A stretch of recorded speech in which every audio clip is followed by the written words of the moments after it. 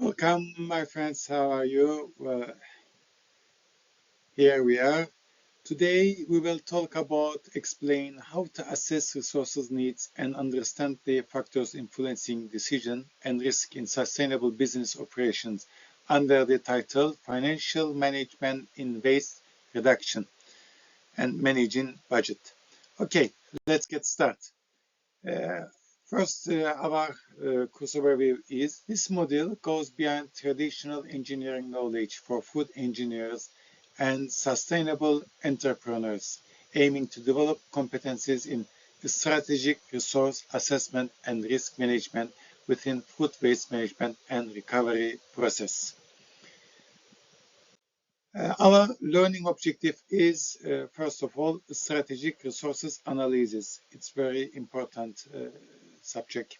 After, we will talk about risk and volatility management. And next, regularity and compliance literacy, we will see.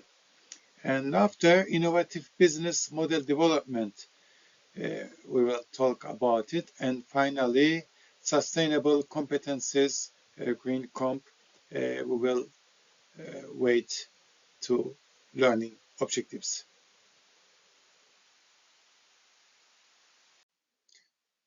Today, we aren't just here to discuss food waste. We are here to explore how to turn that waste into a goldmine of business models. As an industrial psychologist, I can confidently say that corporate survival is no longer measured solely by profitability, but by social and environmental legitimacy.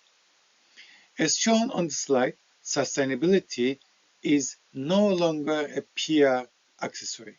It's your license to operate. Our approach is built on a knowledge entrepreneurial framework. Reducing waste by half by 2030 is just not a statistic. It's a race for market share. If you don't view this vision into your corporate culture today, I can guarantee you'll struggle to attract Z and Alpha generation talent tomorrow. Let's do a mental check-in. What comes to mind when you hear the word waste?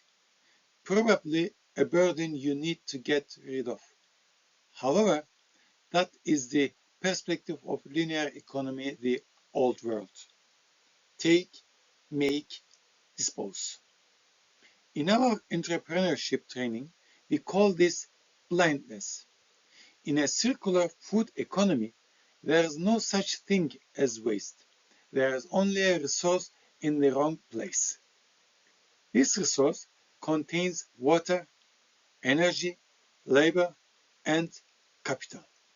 The farm to work strategy tells us that if you don't manage this $700 billion waste, you are leaving money on the table. To put it humorously, we are diving into dumpsters for diamonds. And the funny thing is, the diamonds are actually there. Our key driver is UE, Green Deal, Farm to Fork strategy, and ethical shift in consumer demand. As an HR specialist, I have seen many things that scientists call success in the lab die the moment they try to pass through the factory's massive doors. This is what we call the valley of death. Moving from lab scale to industrial scale is like turning a paper plane into a Boeing 747. Our greatest savior in this process is the techno-economic analysis, TAI, methodology. Before diving a single nail, you must simulate the process on digital twins. Of course, you can use design thinking methodology or other one. We will talk about this. If you can't balance the mass and energy equation in this simulation, you will simply burn money in the real world. Remember, an unsimulated investment is just an expensive hobby. So you must know critical parameters, for example, mass and energy balances or buffer capacity. Don't forget, you cannot manage what you don't measure. Don't risk investment without simulation.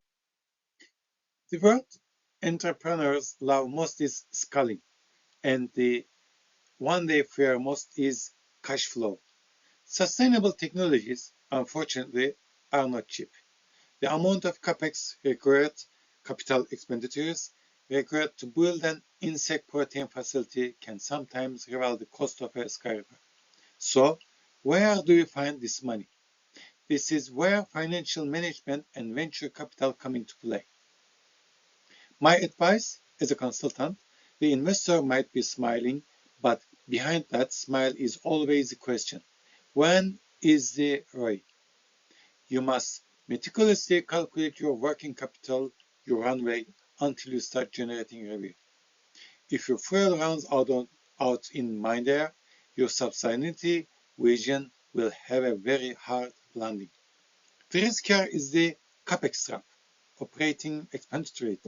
You built the facility, but you have no cash left to cover OPEX. Food waste might be free, but the diesel for the truck transporting it and the salary of the engineer processing it are not.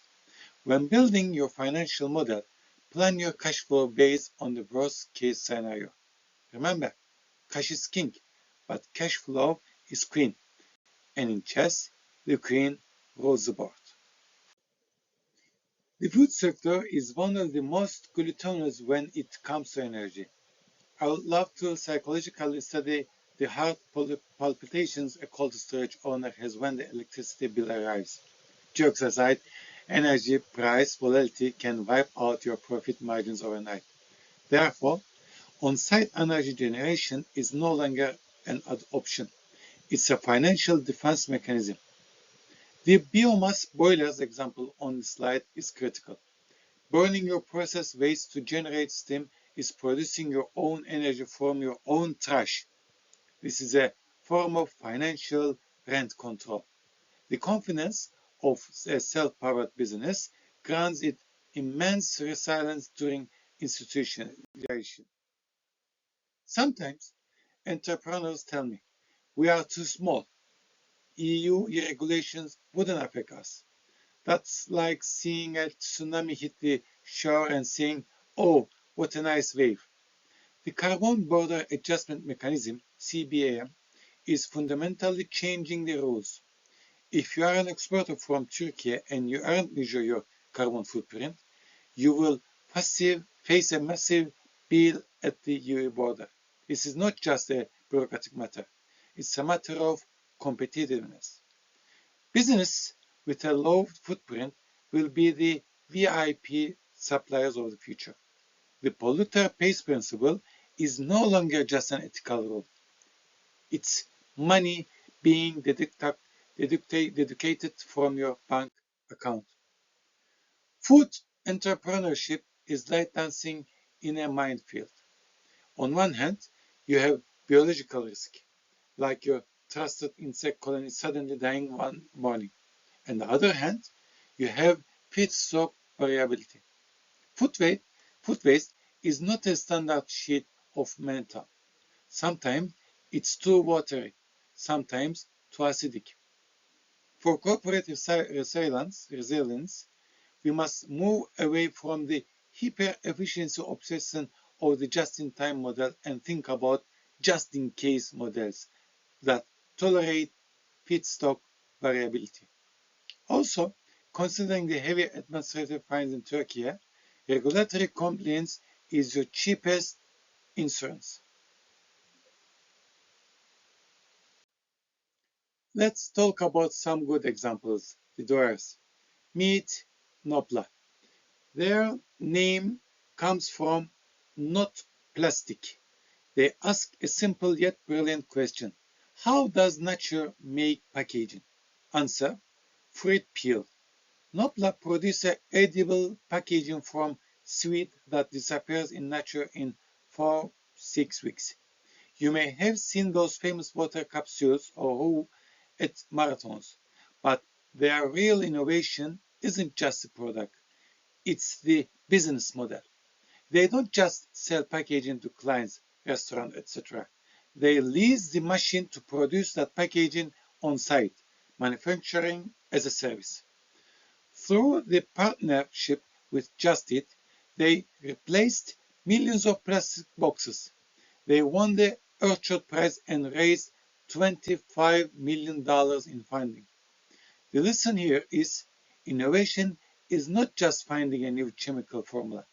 It's changing the logistics, storage, and usage patterns in the supply chain. Using a resource like sweet, which requires neither fertilizer nor fresh water, is a pure engineering marvel. The Kipster example is the best proof of that miraculous bridge between waste and protein. Turning bakery scraps into chicken feed to produce a carbon-neutral egg is a work of engineering and entrepreneurial genius. Forget the chicken and egg question. The real question is, what does the chicken eat? In the traditional system, we feed corn and soy, human food, to chickens. This is a huge waste of resources. Dutch company Kipster flipped this equation. Kipster established the world's first carbon-neutral egg farm. They feed their chickens with leftovers not suitable for human consumption feedstock from bakeries and food factories. In other words, they convert food waste into high-value protein, eggs. Even more interesting is their business model. They turned this complex circular system into a franchise package and expanded to the United States with Kroger. They also rejected unethical industrial standards like culling male chicks and raised them for meat, implementing by a risk management strategy against consumer activism. Kipser teaches us this ethical stance and circular economy, if structured correctly, is a globally profitable business model. The Westless example proves that food waste is a data problem. Using AI for dynamic pricing on products, nearing expression makes both the retailer and the budget-conscious consumer happy. A large part of food waste happens in retail because products nearing their expiration date cannot be sold. So, what's the solution? Giving staff a label gun to stick discount stickers. That belongs in the 1990s. Meet Westless. The Israel and Netherlands-based startup does dynamic pricing. Artificial intelligence looks at shelf life, real-time stock, and demand data, and automatically lowers the price on the electronic shelf label. As milk gets closer to spoiling, it gets cheaper. The result? Waste decreased by 50% for the retailer. Revenue increases by 20%. Why? Because you turn a product that would go to the trash and became a sunk cost into cash, however small. The consumer also gets access to affordable food. This is what we call a win-win. Here, technology doesn't manage waste. It prevents waste from forming. The cleanest waste is the one that never existed. Now, let's look in the mirror. Your machine might be smart, but what about the competencies of your employees and managers? The Green Comp framework draws the profile of the future employee. A manager without system thinking is like someone trying to plug on one leak while another opens up. Or, if you don't have a futures literacy, you wouldn't know what to do when carbon takes rise tomorrow. We, HR professionals, are no longer looking just for technical skills. We are looking for this green mindset transformation.